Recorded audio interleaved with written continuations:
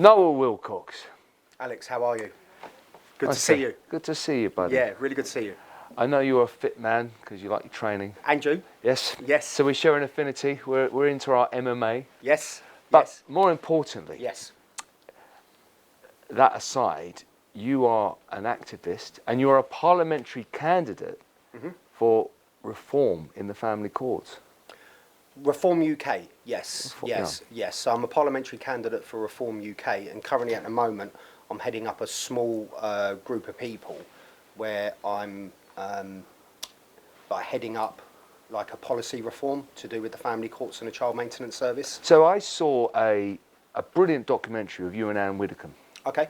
How's that going?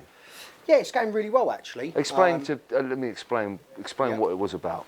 Yeah, so recently, last year, just as we came out the back of COVID, I did a documentary with Anne Widdecombe with regards to the family courts, and also included in that was the child maintenance service. I didn't personally talk about the child maintenance service, but I did talk about the family courts, and it's actually gained a lot of media attention. Do you find are you quite comfortable speaking aloud? Yeah, I'm comfortable speaking aloud because I believe that the public, have a right to know what's going on. Why are you so passionate about the subject? For my own personal reasons, I've got a daughter that I don't see. How long have you not seen her? So the last time, she's 11 now, so the last time I saw her she was 6 years old. And like everybody, got a backstory which enhanced me to pursue a political career. Because looking at at it from the outside, I'm looking at it and I'm thinking, do you know what? I've got to do something about this. The way that parents are treated in the family courts and the way that parents are treated by the child maintenance service, I'm looking at it and I'm just like, it's just wrong. And I stand up for justice. As you know, I'm a man who served my country. Yes. And I always believe in what is right, and I'm just seeing a lot of society needs warriors to stand up for. As much as I'm anti-war and anti-violence, we still need warriors who are going to protect the weak. And there's an endemic problem in society of what's going on in the family courts. What are you doing? I totally see your point, and you've raised a valid point there. And I would turn around and I would say, society doesn't need warriors, but it needs people who will stand up and say what is wrong. We live in this culture, we live in this society where we're continuously condemned for what we say because somebody just doesn't like what you're saying. But what sort of society is that? You've People served... are too scared to speak because they don't want to offend somebody. Yes. And they're like, on this journey of politics, which is a great journey, by the way, and I've met some fantastic people and I've worked with amazing people over a long period of time. And, on this journey, just realising the potential that people have in this country, the talent that people have and their knowledge and all of this sort of stuff. And we've become this nanny state where every single thing is regulated, which brings me to the family courts and the child maintenance service. You have to have a contract to see your own child. That really illustrates to me, Is it corrupt? 100% yes. So what do we do? Well, look, with my research into the child maintenance service, I have seen so much wrong. I don't actually have anything positive to say about the child maintenance service. Not one thing? I don't have anything positive to say about them. How they operate, how they manage their systems, how they're regulated, who they're accountable to. I can't honestly say that I can think of one positive that this organisation serve. I don't see a positive impact that they're having on a receiving parent or a child's life. I have spoken to you many times about this subject, and you said follow the money tree, and you'll find out what's going on. Yeah. And what I saw was it was corrupt. Yeah. So when something doesn't look right, and funny enough, Richard Tice said this to me. He said, when something doesn't look... Richard Tice, who's the leader of Reform. Yeah. And he said to me, no, when something doesn't look right, follow the money, which is what I did. But then when I followed the money, it took me down a very, very dark road. It was an incredibly dark road that I went down, and I couldn't believe, the sorts of things that I was, the sorts of things that I was seeing. So when I started looking at the Child Support Agency, which existed before 2012, before the new statutory scheme came in, which was the Child Maintenance Service.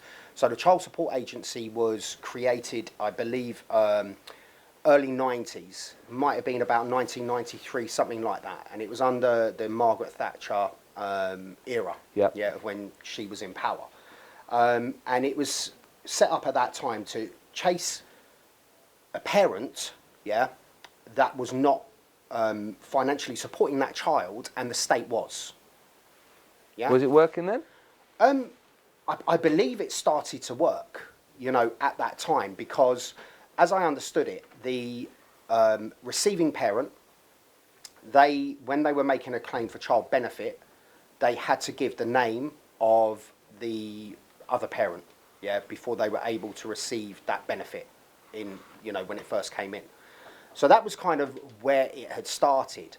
But where it had started and where it is now, it's been run as a business. This is where we're at now. So if we look back to the problems, and we look back to the Child Support Agency, and when all the complaints, there was floods and floods and floods of complaints regarding the Child Support Agency. So the Labour government at the time, they appointed Sir David Henshaw. And he was the commissioner who compiled the report on the failings of the Child Support Agency. And in that report, it was a very, very detailed report on the actual failings, the management systems that they were using, the money that was being collected, the receiving parents were not receiving that money, and yet again, there was a very high suicide rate, So, as a result of that report, the CMS was born in 2012. But the bigger problem we've got with the CMS being born in 2012 was that this monster that the government had created with the Child Support Agency has now become a monster and a dragon. Because in 2012, they were given more draconian enforcement powers. And believe it or believe it not, Alex, this agency has more draconian enforcement powers than the security services. It's bamboozling. You were telling me it's a threat to national security. I remember you told me a story about serving troops in Afghan who were taken off missions. Yeah, I mean, because they were having problems back home and they weren't being able to function properly because of their mind being on child maintenance service. Yeah, so I mean, it has been known where drone pilots and stuff like that have been pulled off of missions, off of sorties. And a sortie, as I understand it, now the RAF is way beyond my pay grade. But a sortie was some sort of like flying bombing mission. And so you've got to be on the you've ball. got to be on point. And there has been reports of where where missions have been pulled in, I would suggest, very high hostile environments. Wow. Where also United Kingdom Special Forces have had involvement as well. And you don't want friendly fire, them mucking up and bombing the wrong place? No, you certainly don't. You also told me about something to do with the Grenfell Towers. A fireman was taken off because he wasn't functioning right, due to CMS. Yeah, the CMS has accounted for a lot of failings in a lot of other areas. Because when these people get involved in your life, it's literally like a loaded weapon, when these people get involved in your life. Some people that I've spoken to when I've been doing research with them and interviewed them, when I've been doing all my research, they actually say it's like a contract killer comes after you. This is not my words, these are other people's words. How is that serving society? I mean, in your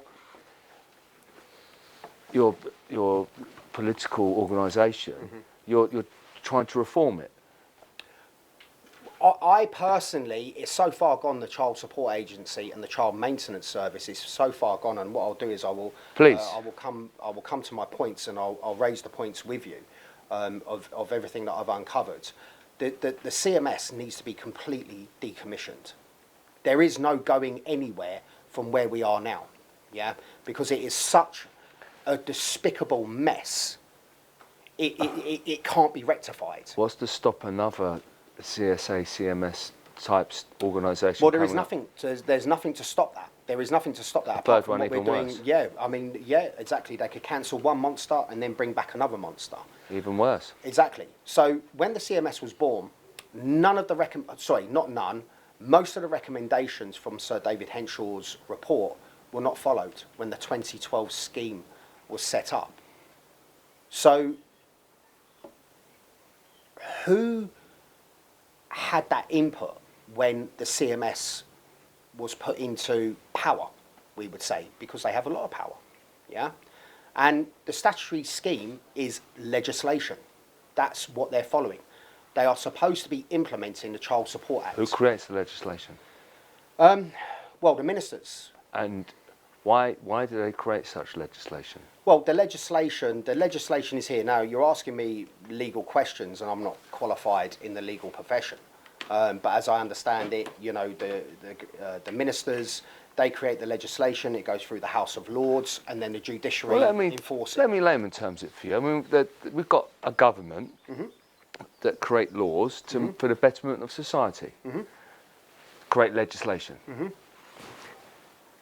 From what I'm gathered, having spoken to you, you're about to divulge some of this information, they have a vested interest to create certain laws for their own benefit. Absolutely. And legislation for their own benefit. Absolutely.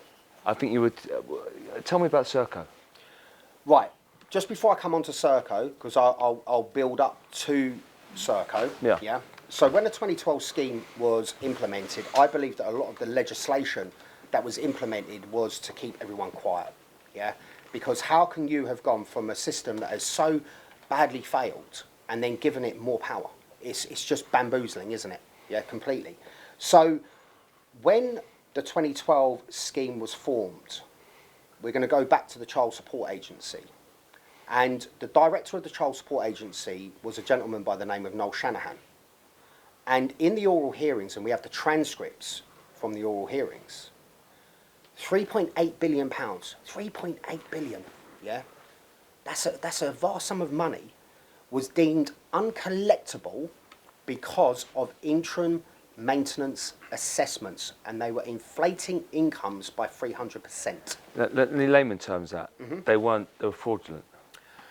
Yes, it was fraudulent. So what they were doing... How much? 300%.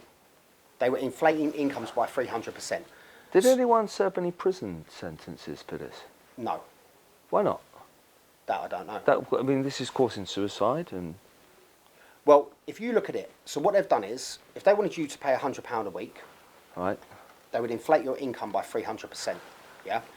To scare that resident parent, the non-resident parent, to scare the non-resident parent into paying the £100 a week that they wanted them to pay. Yeah. But as a consequence of that, through all their IT systems and their management systems, the bit from, let's say, £100 to £300, that £200 debt on that was never wiped clean. So what's happened over a period of time, Alex, is that these arrears have accrued and accrued and accrued and accrued to the amount of 3.8 billion.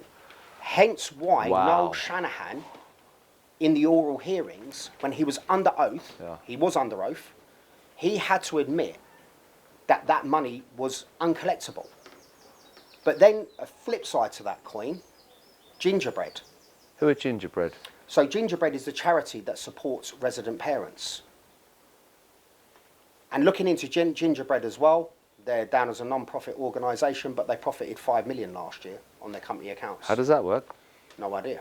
Why is that not questioned? Is that fraudulent? Don't know. I can't say. It sounds like it to me. Could well be. I don't know. So Gingerbread were pumping out in the media, and they had attended those oral hearings, and they have been pumping out in the media that 4 billion is owed, even though they were at the hearings when Noel Shanahan had to admit under oath that the 3.8 billion was never owed. So what's happened here, and this is very important that everybody understands this. So what's happened, this 3.8 billion with the 2012 scheme has been pulled across into the 2012 scheme. And it's now known as the 1993 and 2003 schemes. So this 3.8 billion has been pulled across into the 2012 statutory scheme. And I'm going to explain a little bit more in depth with what has gone on here. Yeah? Right. So, CMEC was closed down, and CMEC was the Child Maintenance Enforcement Commission, and that's on Companies House. That was decommissioned in 2012. Then another CMEC was born, which was the Child Maintenance Enforcement Consultants. And Explain CMAC. Right, so CMEC was the commission, yeah? So when they wanted to scare, when they wanted to scare that non-resident parent, Yeah. yeah, the enforcement that came after you was the Child Maintenance Enforcement Commission. CMAC. Yeah, it sounds like, Scary. a SWAT team's coming after you, doesn't it? Yeah, you're going to get the CMAC. Yeah, you're you're in going to get trouble now. CMEC on you. Yeah, the Child Maintenance Enforcement Commission. So that sounded quite serious. So that was decommissioned in 2012, and then in 2012, another CMEC was born, which is on Companies House, which has been a dormant company ever since, and that is the Child Maintenance Enforcement Consultants. Why has it been dormant? That I can't explain. So they're not using this mighty sword of theirs?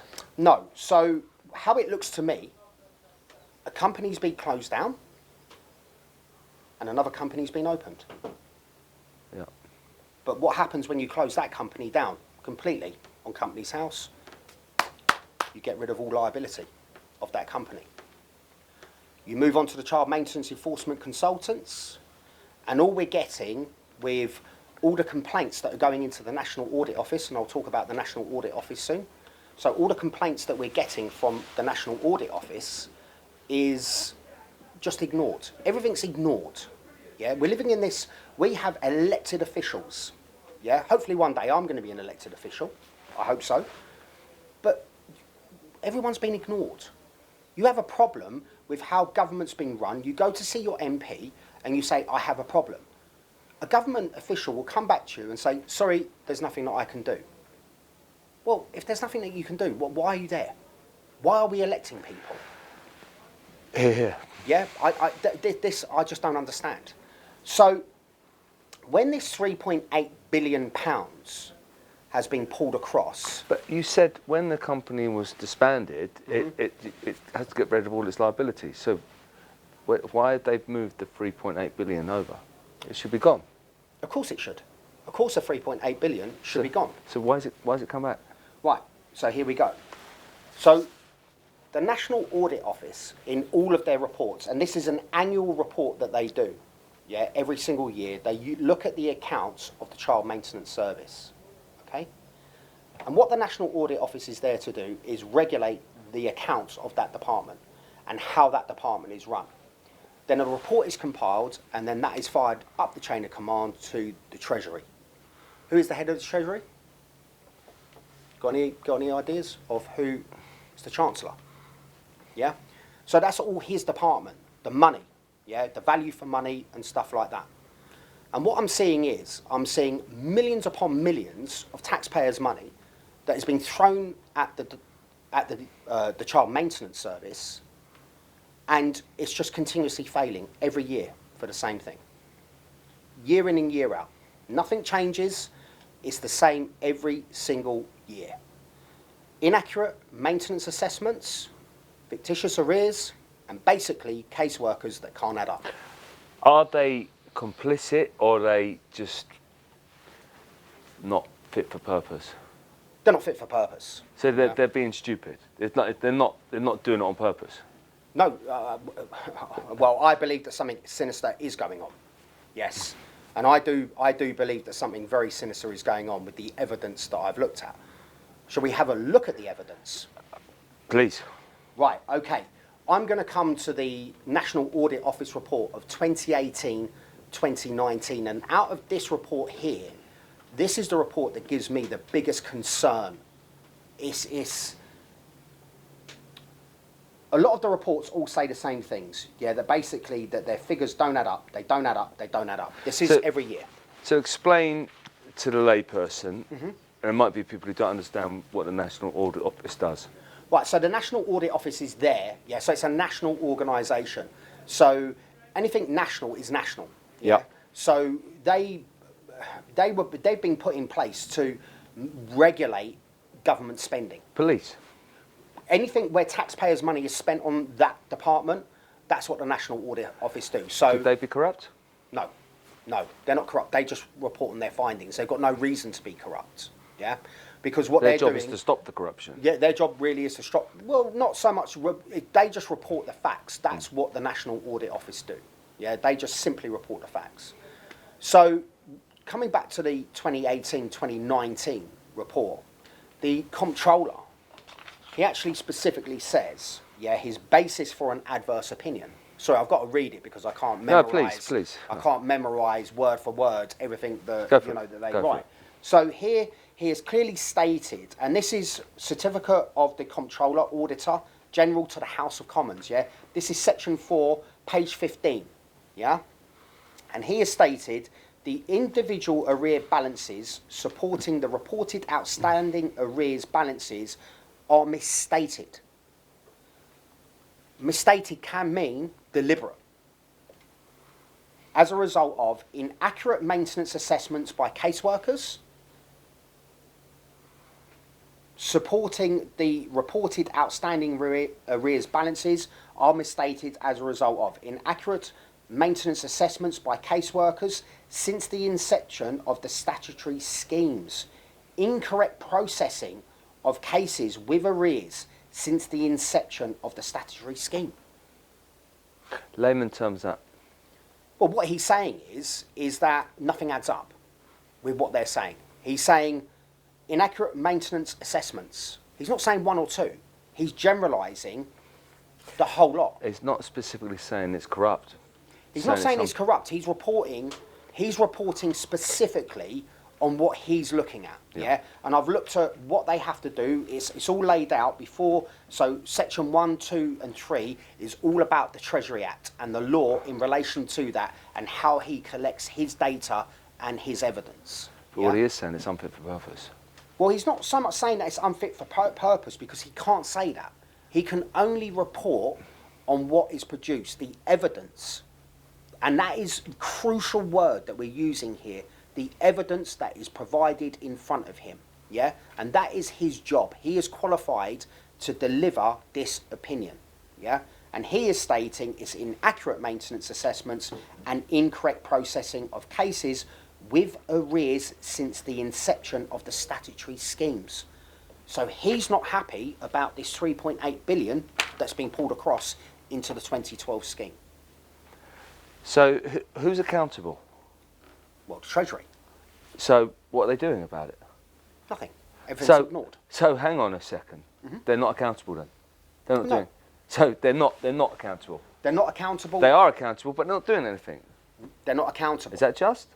Well, I'm going to come on to something else in a minute. So you've got your 2018, 2019, and then your 2020 to 21. You know, he's also stated in there that the arrears balances are incorrect, etc., and that they are not in compliance with child maintenance legislation. So the legislation that's laid out in front of them, they are not following that legislation. Because what he gets a receipt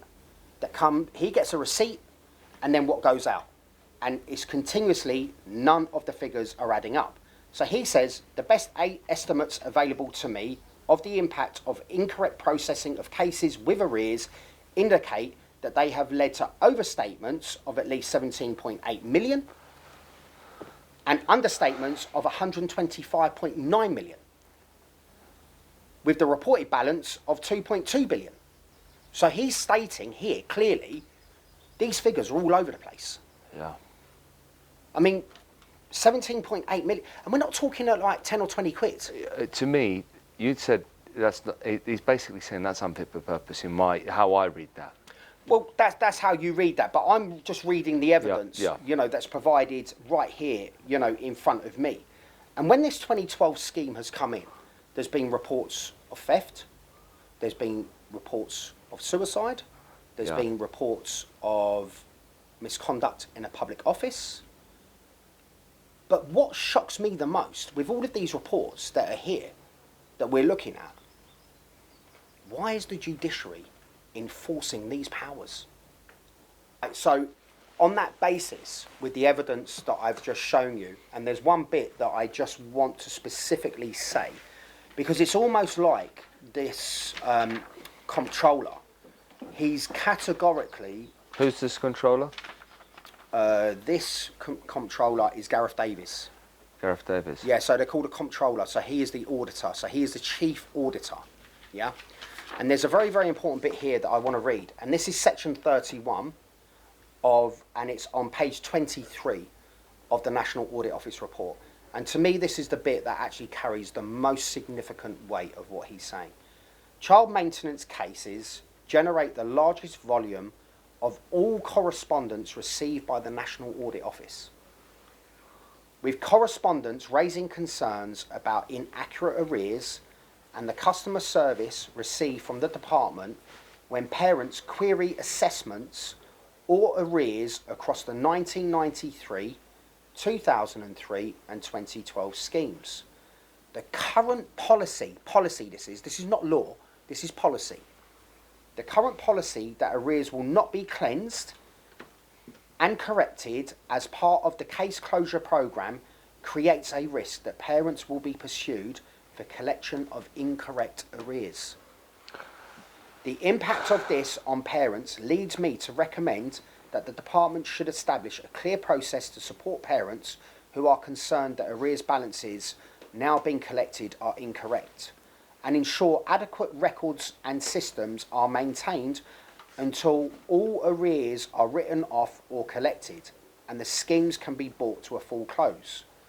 Section 32. As arrears balances will not be recalculated as part of case closure and write-off procedures, I anticipate I will continue to consider that the balance reported in the 1993 and 2003 scheme does not properly present the outstanding maintenance arrears balance due to historic incorrect maintenance assessments and adjustments.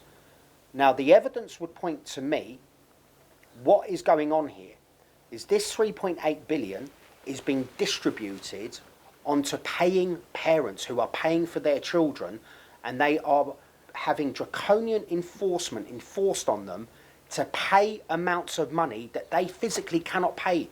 They cannot pay this amount of money. Is this a public document? Yes. So why isn't this in the news? Why isn't this in the media? Because it's not popular. This would be extremely popular. That's not the reason why it's not in there. But this is exactly. It's not in there because I think we know the reason, because it doesn't serve. Who controls the media? Right. Well, I mean, who controls the media? There's so many theories on that and stuff like that. But yes, I mean, we do know that there's certain media outlets that will protect the current Prime Minister at the moment, Boris Johnson. We have other newspapers that will attack him. They all have their own political, manifesto. They all have their own. But the job of a journalist is to report the facts. And when many journalists that I have spoken to, they have said to me, no, I can't run with this story. Why? Exactly. Well, why? Exactly. What's your opinion? Because it's just silenced. And the reason for that is because of the amount of corruption that is going on and the amount of money that is being made. Now, I'm going to talk, this is going to bring me into something else here. So Tom McCormack was the previous director of the Child Maintenance Service, and he was removed from office 2018, 2019, and then Arling Sugden took over. Why was Tom removed? Because it got out there. We managed to get the document, and it was Voice of the Child that got hold of the minutes of a meeting that took place where he was forcing paying parents onto collect and pay. Now, you're going to ask me, what's collect and pay? Yes. Collect and pay. Right, so what they do is, on that amount of money that they assess you on, they then add 20% on top. Yeah. Yeah, so whatever they're collecting, it's 20% that goes on. So let me layman terms this. It's in their interest as a business to create parental alienation, Because if we both have a child and we share 50-50 custody, nobody has to pay anything. But if you become the resident parent and you have or sole custody, then you're encouraged to get me to do collect and pay, and then they don't get any money unless it's collect and pay. Well, no, right. So they've got collect and pay, which is 20%, which they add on. Yeah. So and then what they do is then they take 4% off the mum, off the receiving parent. I yeah? apologise. That's all right. So the non-resident parent is hit with an extra 20%, and then the receiving parent is then. So the whole package to them on that assessment is worth 24%. This is minus their arrears. The reason why I said the mum, it sounds like I'm being chauvinistic. We do know there is a bias, and it's not favourable to men in this situation. But we have seen suicides now from women because of this. They're getting penalised as well. That women are, and this is a business, yeah. And it's not about. We're not going to get into a gender row about men and women and stuff like that. But what it is that this has been business modelled, and I'm convinced of it. The whole thing has been business modelled, and somebody has looked at it and said, well, hold on a minute, this 3.8 billion, yeah. I'll tell you what, we're going to start. We've got all this enforcement power. And I'll tell you what we're going to do. We're going to start putting that on all of these paying parents. And this is happening year in and year out. So if you've got money, it doesn't matter if you're a man or woman. Because the reason why I say this, because we watched some panorama, it was a show, I think it was Dispatches, it was on Channel 4, talking about collect and pay. And it was primarily affecting women, and I thought that was very disproportionate. But the reason I remember talking to you about this, the reason why you said they did that is because all of the paying women, they were extremely rich. So it made sense because it's as you said, business modelled. It's a bit exactly. They're going to make a lot of money from these very rich women. It seemed disproportionate because from the research, it seems it's more heavily favoured towards the women. But you see, it is business modelled, and this is now going to draw me to my next, my next point. So Serco, there's a company out there called Serco, and Serco's in our lives every day, yeah, from refuse collection to government to defence to nuclear. It's endless with this company called Serco, and Serco is the CEO of Serco in UK is Rupert Soames. Who's Rupert Soames? Soames, yeah. So Rupert Soames is Nicholas Soames' brother, and Nicholas Soames is a Conservative MP, okay? And the CEO of Serco is Rupert Soames, and you got any idea who his granddad is? I do. Go on. Winston Churchill. So it says it all. So Serco, by their own press release, this isn't me making it up. Yeah, this isn't sitting around a bonfire with marshmallows. This is full-on fact. Serco made a press release in 2016, September 2016, that they had collected £1 billion in arrears from paying parents. That's okay. So where's that money? So the billion that's been collected by Serco, one would have to ask the question: what billion? Yeah. What billion of arrears has been collected? Is it the billion of the 3.8 billion that had been carried from the CSA over to Child Maintenance Service? Because all of a sudden, all of these figures... Is there an answer? There is no answer. Only what Serco have given in their press release. Why did they do that? 1 billion they have collected in arrears. And nobody is asking that question. Is it 1 billion from the 3.8 billion, which then leaves 2.8 billion of this money that just doesn't exist? So listen, you're asking the question, and there's other people surely have asked the question. They asked me the question, but unfortunately, I don't know. I can only report what I see.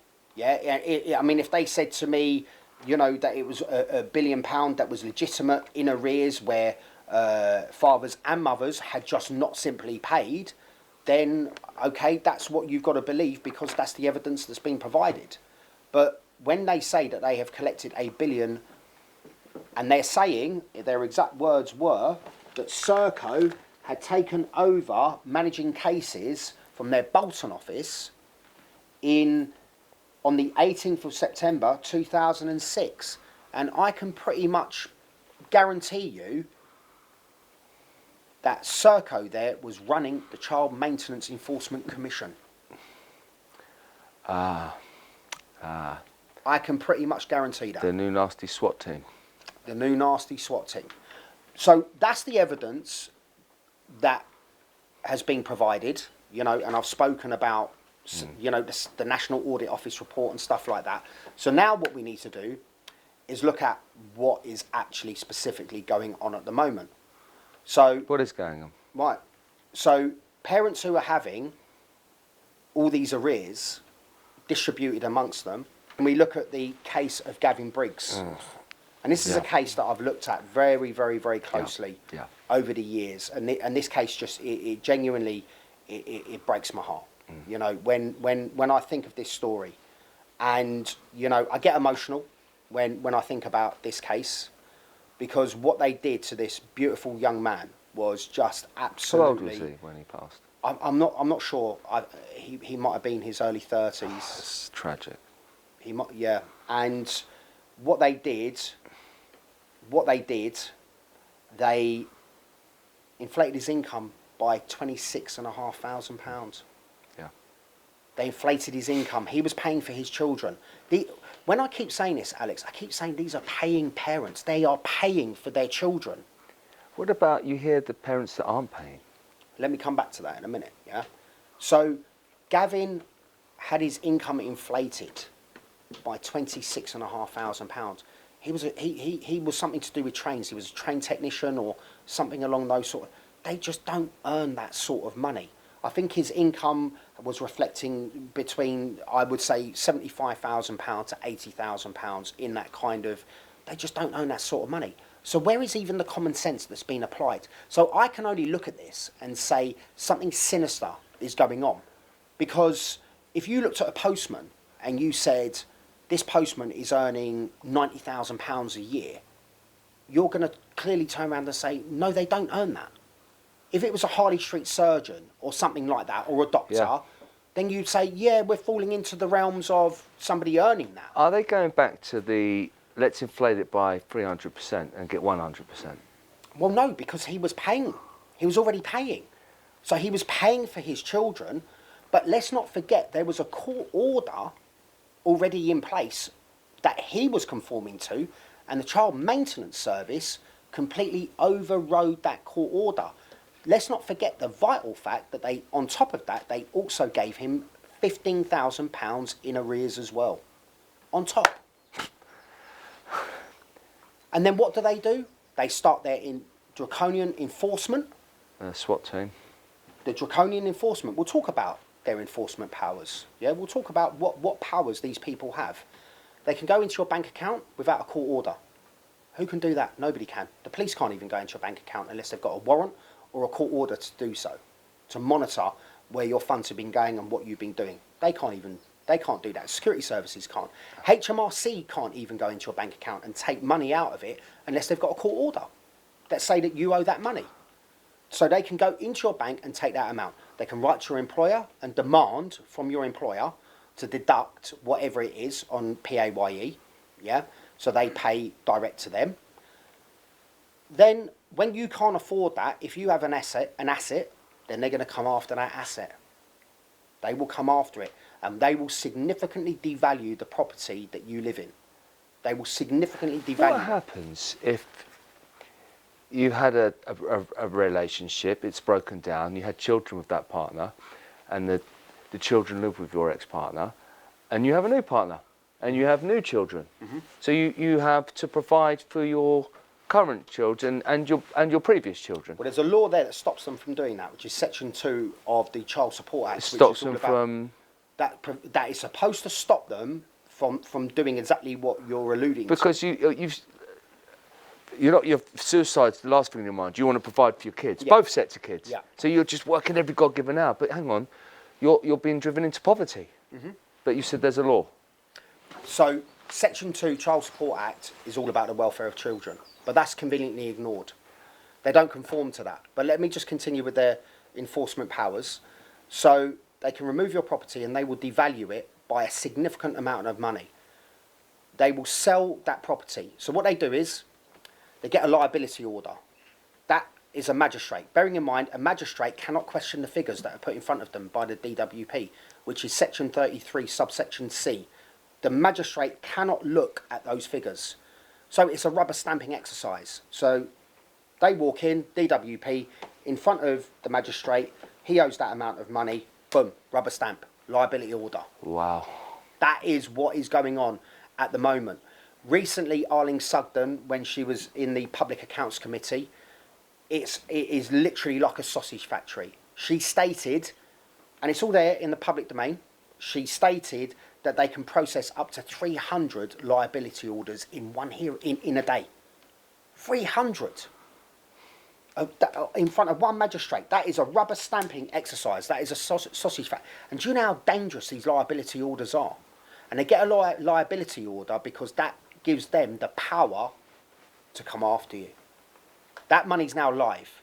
They then go to a district judge, a county court, if you own a property. And then they will get the judge to place a charging order on your property of money that you don't owe. When you still can't pay that amount of money because it's such a significant amount of money now because they're putting all their fees on and blah, blah, blah, such a significant amount of money, then what happens? They force the sale of the property.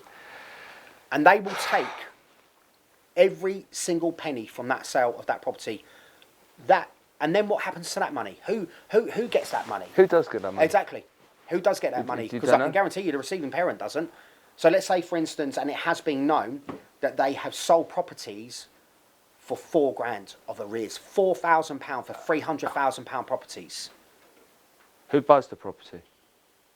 Well, it's a force of a sale. So it goes to the estate agent and then it goes on the market and it's written, I think, onto the land registry that money from the sale of that property goes straight to the DWP. So the estate agent just got a £300,000 property for £4,000.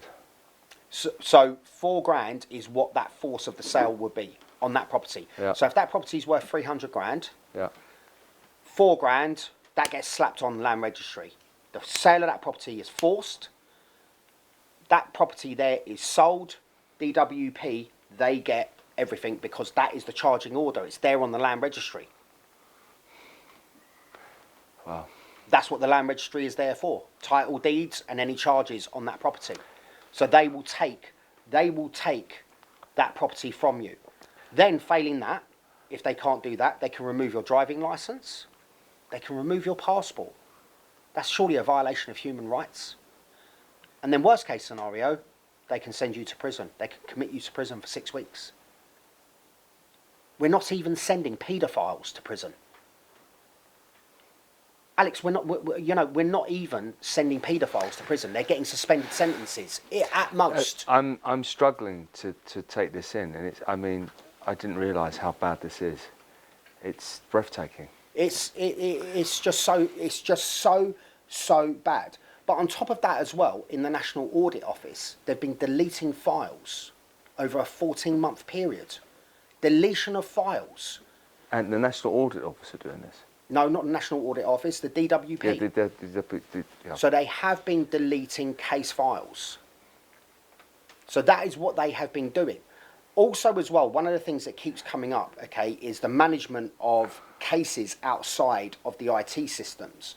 So that could be, for instance, if a child with evidence that child is deemed a high risk, that child is in a high risk environment, what Section 2 of the Child Support Act is there to do is to protect that child.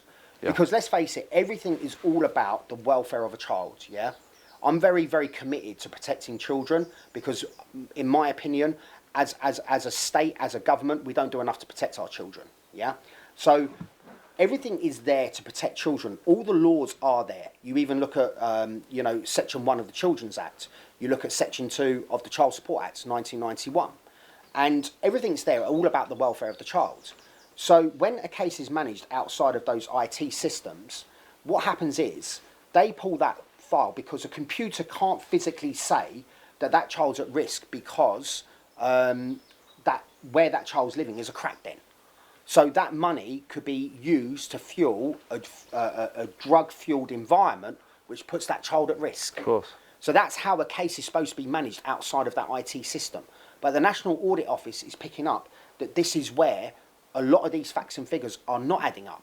Okay, so if we look at with these cases that are managed outside of the IT systems, what we're also seeing is a surge in embezzlement of funds. We're seeing now CMS workers and DWP workers that are going to prison for embezzlement of funds. Wow. Yeah, because we can see how easy it is not to be able to trace this money. You say you see that, but I've not really. You don't read about that too much in the press, or is it? Well, what we're going to do is we're going to summarise everything. Yeah, and then what we're going to do is we'll talk about what links we have so that the public out there can access those links. So everything that you and I have spoken about today is factual and it's all evidence-based. Yeah, okay. And there's nothing at all that you and I that have spoken about today that's incorrect. I can't really, Alex, because you know, in my political standing now, I can't come out in the public domain and talk about things that are not factual.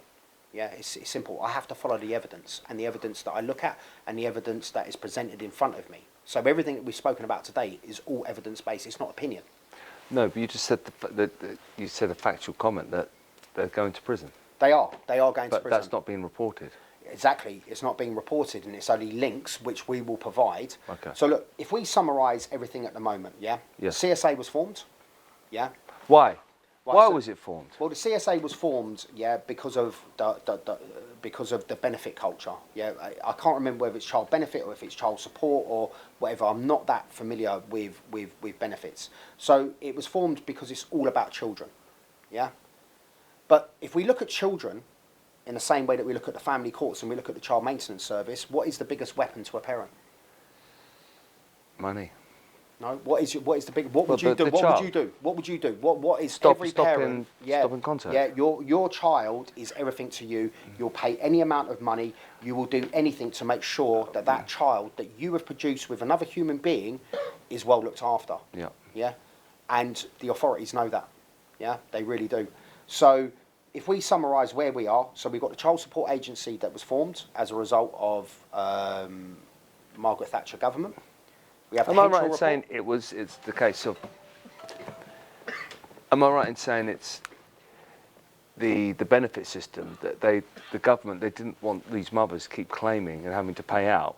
So hang on, They why didn't don't- want the state supporting children. Let's get the fathers to do it. I mean, I'm saying fathers. I'm not trying to be sexist, but statistically, it's generally more fathers. Well, that's what's pumped out in the media. Yeah. Yeah.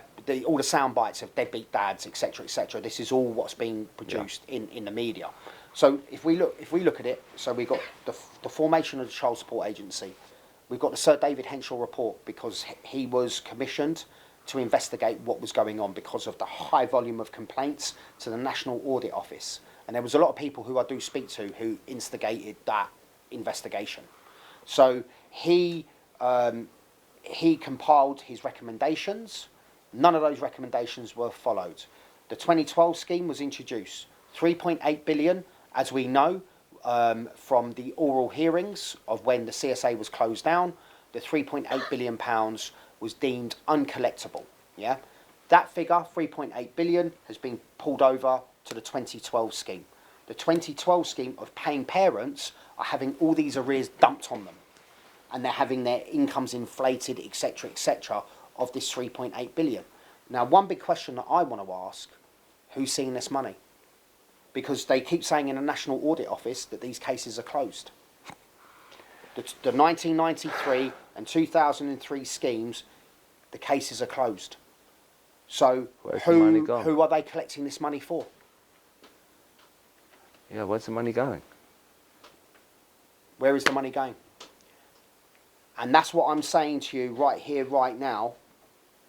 This is corruption at the highest levels that is just being ignored, and ignored. And it's a problem that's not going away. And everybody is getting, the more that we're ignored and the more that everybody's ignored, the worse it's going to be, because this is not going to end. What I'm seeing from people, they're coming together, Alex. They're becoming strong, and they're not going to tolerate this much more. The government is there to serve the people, not cause genocide. And that's what they're doing. They're causing genocide. Now, everything that we've spoken about, the links will be below, and all the links to the National Audit Office, Serco's press release, the oral hearings, which involve Noel Shanahan and Gingerbread. So all the viewers out there, they can clearly see for themselves that everything that we've spoken about today is all evidence-based. All my research is all evidence-based.